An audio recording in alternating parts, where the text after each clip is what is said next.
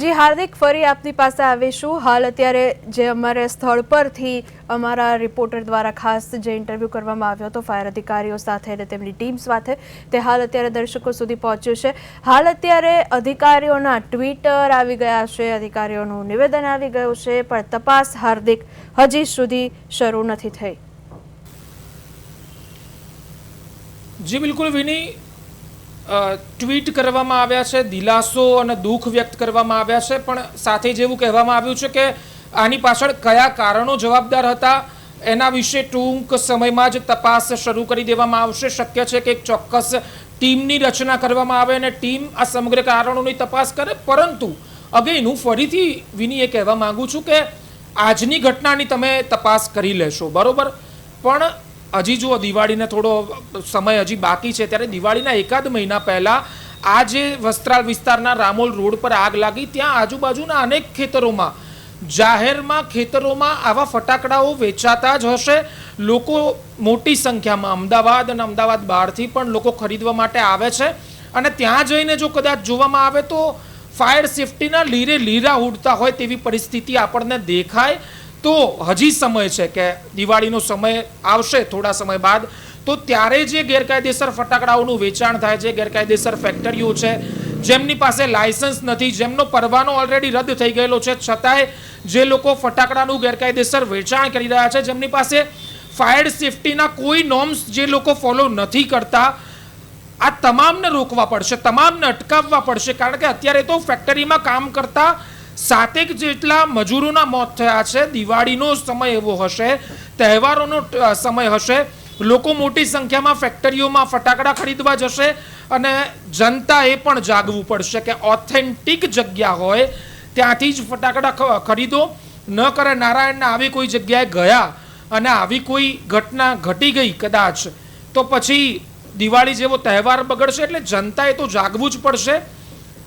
Proper જે જગ્યાઓ છે, ઓથેન્ટિક પ્લેસ છે, ત્યાંથી ખરીદી કરવી, અને સૌથી વધારે સરકારી તંત્રએ ફાયર વિભાગના અધિકારીઓ, કોર્પોરેશનના અધિકારીઓ અને બીજા જે કંઈ સંબંધિત વિભાગના જવાબદાર અધિકારીઓ છે કે જેમના અંડરમાં આ કામગીરીનું તપાસવાનું આવે છે, એ લોકોએ જાગી જવું પડશે। અને ગેરકાયદેસર જે ફેક્ટરીઓ ધમધમે છે, દિવાળીનો સમય આવશે ત્યારે તો તમે જઈને જોશો તો ખુલ્લા ખેતરોમાં બેફામ રીતે ધૂમ ફટાકડાઓનું વેચાણ થતું હશે।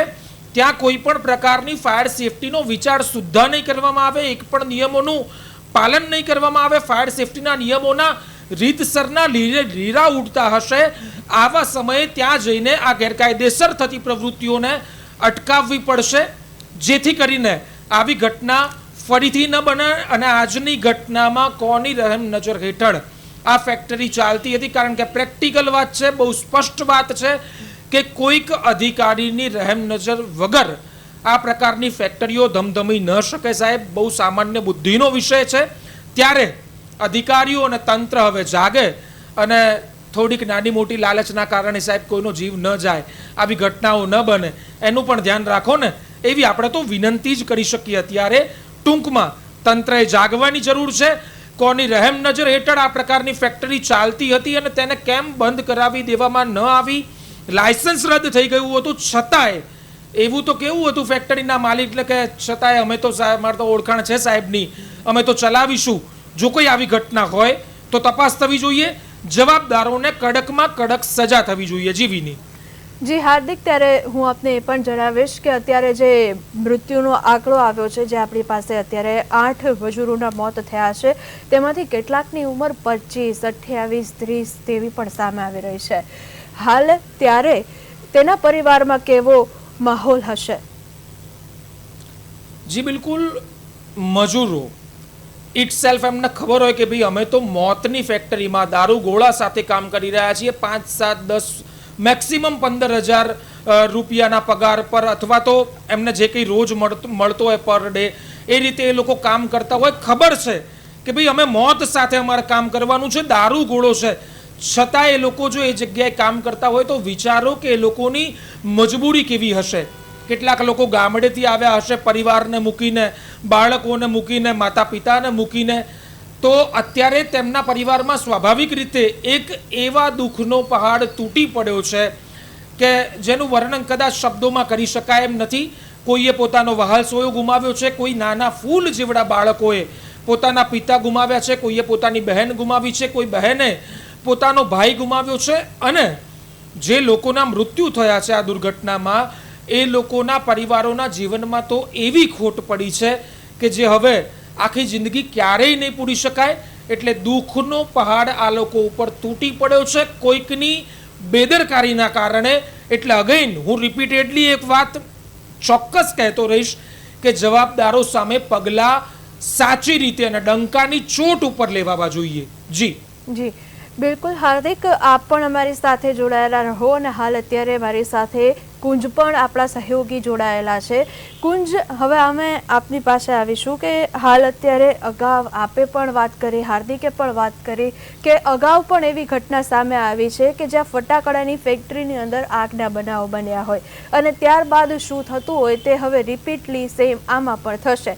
તો આપ એક પ્રશ્ન એવો પણ થઈ રહ્યો છે કે આ જે પાછળ બનાવો બન્યા તેમાંથી અત્યારે સરકાર શું શીખી, શું કહી શકીએ આપણે હાર સાથે અત્યારે? કુંજ, જો વિની, આપણે હરમેશ જોયું છે જ્યારે જ્યારે આવી કહેવાય ને કે ખૂબ જ આવો ગંભીર બનાવ બને છે ત્યારે તમામ ન માત્ર એક જ કોઈ વિભાગ પરંતુ બધા જ વિભાગો દોડતા થઈ જાય કે એક અઠવાડિયામાં એક મહિનામાં બધું જ સુધારી દેવાના હોય, બધું લાઈન ઉપર આવી જવાનું હોય, તે કામગીરી થાય ચોક્કસી. અને આમાં પણ કદાચ થશે એવી આશા રાખીએ કે 2-3 દિવસ, એક અઠવાડિયું, એક મહિનો એ કામગીરી થશે. આસપાસના વિસ્તારોમાં રાજ્યના અનેક જિલ્લાઓમાં તપાસ થશે, એકમોને સીલ કરવામાં આવશે, કેટલાક સ્થળો પર દંડનીય કાર્યવાહી થશે, ક્યાંક સીલ કરી દેવામાં આવશે, બધું જપ્ત કરી લેવામાં આવશે એ સામાન. પરંતુ એ કામગીરી અટકી જશે ત્યાં ક્યાંક. એ અધિકારીઓ છે પછી તેમની એ ફરજ ભૂલી જશે અને આ ફરજ ભૂલી ગયા છે અધિકારીઓ, તેનું જ આ પરિણામ છે કે જેના થકી જ આ ગંભીર ઘટના છે, આ નિર્દોષ લોકોએ આજે જીવ ગુમાવ્યો છે. આપણે એ પણ સમજવાનો પ્રયાસ કરીએ આખરે એવું ગેરકાયદેસર ફેક્ટરીઓ કેમ ધમધમી રહી છે, એનું કારણ શું? શું એ પ્રકારના કદાચ નિયમો હાર્ડ છે, એવા શું જરૂરિયાત હોય છે એ લાયસન્સ લેવાની, એનઓસી આખરે કેમ નથી મેળવતા? જે એનઓસી મેળવવા માટેની જે અમુક કારણો હોય છે તેના ઉપર આપણે જો નજર કરીએ ને વિની, તો ફાયર વિભાગ દ્વારા પણ એ તપાસ કરવામાં આવતી હોય છે કે આ સ્થળ ઉપર કોઈ ઇમરજન્સી બહાર નીકળવાનો એવો એક્ઝિટનો એ રસ્તો છે કે કેમ, પછી એવા પૂરતા સાધનો ત્યાં એ સ્થળ ઉપર છે કે કેમ. ફાયર સેફટીના સાધનો એ સ્થળ ઉપર હોવા ખૂબ જ જરૂરી હોય છે. ત્યારબાદ હાઇડ્રન્ટ અને પાણીની વ્યવસ્થા તે સ્થળ ઉપર કેટલી છે તે પણ ચેક કરવામાં આવતી હોય છે. ઇલેક્ટ્રિક વાયરિંગ કેટલા પ્રકારનું છે ત્યાં તે ચેક કરવામાં આવતું હોય છે. પેનલની સલામતી છે તે ચેક કરવામાં આવતી હોય છે. આ સાથે જ જે દારૂગોળો, જે સામગ્રી હોય છે, જે વિસ્ફોટકો કે જેના થકી ફટાકડા બનતા હોય છે, તે જ્વલનશીલ સામગ્રી સુરક્ષિત રીતે સંગ્રહ થઈ શકે છે કે કેમ તે સ્થળ ઉપર જે પણ કોઈ જગ્યા માટે એનઓસી મેળવવાનું હોય છે તેની આ જરૂરિયાત છે, આ બેઝિક નીડ હોય છે કે આ વસ્તુનું અહીં પાલન થવું જરૂરી છે. અહીંયા પણ કદાચ એ જ લાગી રહ્યું છે કે જે પ્રકારે જે જ્વલનશીલ સામગ્રી હતી તે સુરક્ષિત સંગ્રહ કરવાની જગ્યા હતી કે કેમ, આ સાથે અન્ય એ પણ બાબતો ઉપર ચેકિંગ કરવામાં આવતું હોય છે. એનઓસી જ્યારે મેળવવું હોય છે ત્યારે કે આ ફેક્ટરી જે પણ સ્થળ હોય છે, પ્રોડક્શન યુનિટ હોય છે, તો ત્યાં ફાયર બ્રિગેડના વાહનો છે તે યુનિટ પહોંચી શકે તે પ્રકારનો રસ્તો છે કે કેમ. અને અહીંયા પણ આપણે જોઈએ ને તો આ ઘટનામાં કદાચ એ જ લાગી રહ્યું છે કે જે પણ સ્થળે આ બનાવ બન્યો છે તો ત્યાં એ ખુલ્લું ખેતર છે, ત્યાં જવાનો એવો કોઈ રસ્તો પરફેક્ટલી લાગી નથી રહ્યો. ખુલ્લો શેડ હતો અને ખુલ્લા ખેતરમાં આ પ્રકારનું યુનિટ હતું તે બનાવેલું હતું. આ સાથે અન્ય એક વિગત એ પણ હોય છે જેના ઉપર ચકાસણી કરવામાં આવતી હોય છે કે કર્મચારીઓ જે કામ કરતા હોય છે, જે શ્રમિકો હોય છે, ફાયર સેફટીની તાલીમ પણ તેમને આપવામાં આવે. આ સાથે ઇમરજન્સી ઇવેક્યુએશન પ્લાન છે તે પણ શું હોય છે કે ક્યારેક એનઓસી જ્યારે આપવામાં આવે ત્યારે તે બાબત ઉપર ધ્યાન દોરવામાં આવતું હોય છે કે જ્યારે જો કદાચ કોઈ એવી નાની આગ લાગી જાય, નાનો સ્પાર્ક થઈ જાય તો એનો એ પ્રકારનું પ્રાથમિકપણે શું પાલન થઈ શકે એ પ્રકારની તાલીમ પણ શ્રમિકને આપવામાં આવતી હોય છે. તેને ખ્યાલ હોય છે કે આ આગ વધુ ન ઉગ્ર બને કે કઈ પ્રકારે આપણે રોકી શકીએ તેની જાણ પણ આપવામાં આવતી હોય છે. એટલે કે ઘણી એવી બાબતો છે વિની જેના ઉપર ધ્યાન છે તે દોરવામાં આવતું હોય છે. એવી બાબતો ઉપર પણ જો આપણે વાત કરીએ વિની, શું એવા કારણો થયા? બેદરકારી તો ચોક્કસથી હતી, એનઓસી નહોતું, લાયસન્સ નહોતું, એ અધિકારીઓની ભૂલ હતી, તંત્રની ભૂલ હતી. પરંતુ આ સાથે પણ શું એવું આગ લાગવાનું કારણ હોઈ શકે પ્રાથમિક દ્રષ્ટિએ જો આપણે કદાચ અંદાજો લગાવવાનો પ્રયાસ કરીએ? કેમ કે ભૂતકાળમાં પણ ફટાકડા ફેક્ટરીઓમાં જ આગ લાગવાની જે ઘટનાઓ બની, ઘણા એવા કારણો સામે આવ્યા. પરંતુ એ પણ કારણો હોઈ શકે હાલ કે જ્વલનશીલ કેમિકલ્સનું જો કદાચ ખોટી રીતે મિશ્રણ થઈ જાય, કેમ કે મોટી માત્રામાં આ પ્રકારના યુનિટોમાં જથ્થો હોય છે તે રાખવામાં આવતો હોય છે, તેને કારણે કદાચ આગ મોટી લાગી જાય, એવો સ્પાર્ક, એવો બ્લાસ્ટ તુરંત થઈ જાય એવી શક્યતા આપણે લગાવી શકીએ. કોઈ એવું ઘર્ષણ થયું હોય, રસાયણ સાથે કામ કરતી વખતે કોઈ એવી ચિંગારી થઈ જાય તો ત્યારે પણ આ પ્રકારનું બનાવ છે, આ પ્રકારનું એક્સપ્લોઝન છે, બ્લાસ્ટ થઈ શકે અને આવી મોટી આગ લાગી જાય. આ સાથે કોઈ એવો માઇનોર સ્પાર્ક થાય વધુ પ્રમાણમાં, કેમ કે અહીંયા આપણે જોયું છે વિસ્ફોટક સામગ્રીનો સંગ્રહ કરવામાં આવતો હોય છે, તો નાનકડો કદાચ સ્પાર્ક છે તેનું પણ ગંભીર પરિણામ એનું આવી શકે. આ સાથે જ સલામતીના નિયમો છે તેનું પાલન ન થઈ રહ્યું તે તો ચોક્કસથી દેખાઈ રહ્યું છે. અને આપણે જોયું છે કે જે પ્રકારના આવા યુનિટો હોય છે અને આ ખેતરમાં હતું આ યુનિટ, અને જે શ્રમિકો કામ કરતા હશે તેમની પાસે એ પ્રકારના સાધનો નહીં હોય, ફાયર સેફટીમાં હાથમાં એ પ્રકારના ગ્લવ્સ પણ કદાચ નહીં પહેર્યા હોય. આપણે એવા ભૂતકાળમાં પણ એવા વિઝ્યુઅલ એવા દ્રશ્યો જોયા છે કે કઈ કન્ડિશનમાં, કઈ પરિસ્થિતિમાં એ શ્રમિકો કામ કરતા હોય છે અને તેના કારણે જ આ પ્રકારનું ઘાતક પરિણામ છે, આ જે બનાવ છે તે બન્યો છે. આ સાથે જ ઘણી એવી બાબતો એ પણ છે વિની કે જે પણ કોઈ જે શ્રમિકો હોય છે તે એટલા શિક્ષિત નથી હોતા, તે જાણતા નથી હોતા જે દારૂગોળો જે પણ કે આ જીવતા જ્વલનશીલ પદાર્થો છે જ્યાં તેઓ કામ કરી રહ્યા છે તે કેટલા ખતરનાક છે અને તેનું શું પરિણામ આવી શકે છે તેઓ નથી જાણતા હોતા, શિક્ષિત નથી હોતા. એટલે કે ગમે ત્યારે એવી માઇનોર ભૂલ કરી બેસે કે કદાચ એ બીડી સળગાવી દીધી કે નાનું સ્પાર્ક થઈ ગયો અને તેના થકી આ પ્રકારનું મોટું એક્સપ્લોઝન થઈ જાય, આ પ્રકારની મોટી આગ લાગી જાય. એટલે કે ઘણા એવા કારણો હોય છે. જો કે આ તો આપણો અંદાજ છે, કારણ તો તપાસ બાદ સામે આવશે ચોક્કસથી, પરંતુ ઘણી એવી બાબતો છે કે જેના થકી આ એ બાબતો છે કે એનઓસી નથી મેળવતા ફેક્ટરી માલિકો, વધુ નફો મેળવવાની આ તેમની લાલચ હોય છે, તેના પરિણામે જ આવા દૂર ખુલ્લા ખેતરોમાં આ પ્રકારના તેઓ યુનિટે ઊભા કરતા હોય છે કે આ પ્રકારની કોઈ એનઓસીની જરૂર ન પડે, લાયસન્સની જરૂર ન પડે,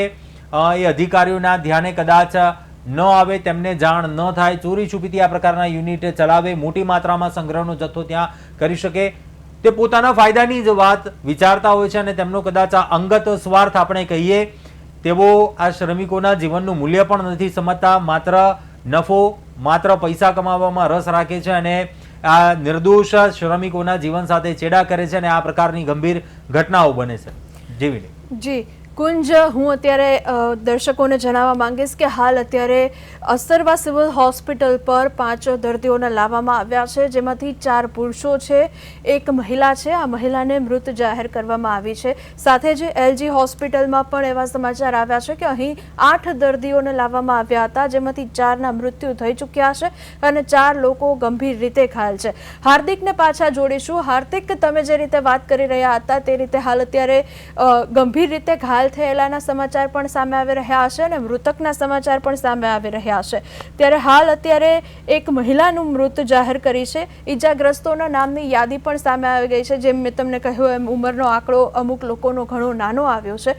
ત્યારે હાલ મૃત્યુઆંક હજુ વધી શકે છે તેવી શક્યતા છે. ત્યારે કુંજે જે રીતે વાત કરી કે ફટાકડા કદાચ હજુ પણ કંઈ મોટો બનાવ કે અનિચ્છનીય બનાવ ન બને તે માટે કાળજી રાખવી જોઈએ. કોઈ સ્પાર્ક કે કંઈક થયું હોત તો હજુ વધારે આસપાસની બધી ફેક્ટરીઓમાં પણ આગ લાગી ગઈ તો ત્યાં પણ હવે આવી આગ ન લાગે અને આવો બનાવ ન બને તે માટે કાળજી રાખીશું. પણ હાર્દિક, આપ હવે શું કહેશો?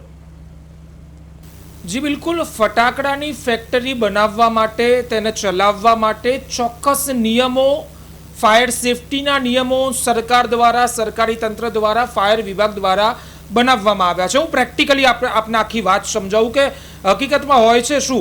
એ નિયમો ઉપર જો આપણે એક પ્રકાશ પાડીએ તો સિંગલ ઓથોરિટી દ્વારા ફાયર એનઓસી જુલાઈ 2026નો આ નિયમ છે અને ઉદ્યોગોમાં ફાયર સેફટી એનઓસી મેળવવા માટે ગૂંચવણ દૂર કરવા માટે સરકારે અર્બન ડેવલપમેન્ટ ડિપાર્ટમેન્ટને એકમાત્ર સત્તાવાર વિભાગ જાહેર કર્યો છે અને હવે કોઈ પણ પ્રકારની ફટાકડાની ફેક્ટરી કે ઔદ્યોગિક એકમે માત્ર એક જ વિભાગમાંથી ફાયર એનઓસી મેળવવાનું રહેશે.